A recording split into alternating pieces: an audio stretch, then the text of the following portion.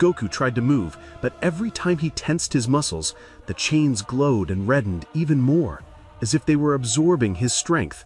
The creature drew closer to Goku, and the darkness thickened until it covered everything, as if this being fed on light. Goku whispered, tired and calm, "I understand now. Your attacks weren't random. They were meant to plant your energy from the start." The creature stopped before him and slowly raised his hand toward him, intent on delivering the final blow. Meanwhile, deep inside the heavenly palace, a quiet stillness reigned. The priest sat, holding his cup, smiling softly, and said with a hint of mockery, "Well, I didn't expect your end, Goku, to come at the hands of my children's invention. My creation was my last hope, but my mistake in releasing it early made it ignore me. Perhaps this is the price of haste.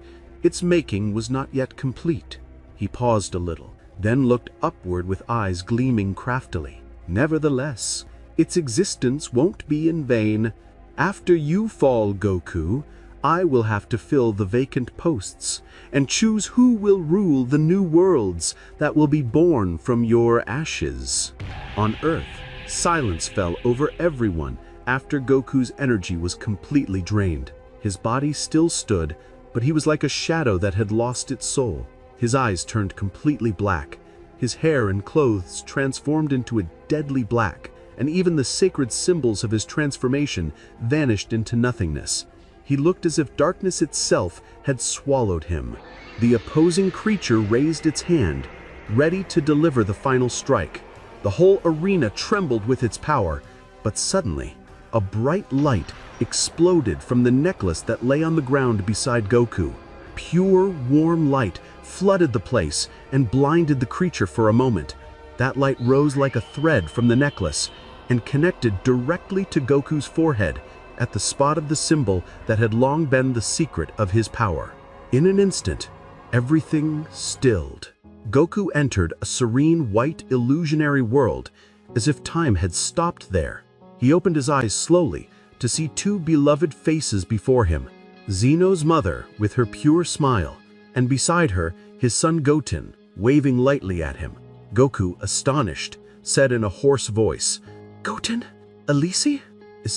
Is this a dream?" Zeno's mother smiled and spoke with a voice full of tenderness and strength at once. "This is not a dream, Goku, but an echo of the light that did not die within you." She stepped toward him and said, "You were mistaken, Goku.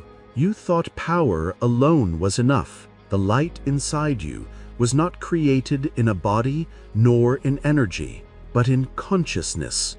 When you understand this, no one will ever be able to take it from you again.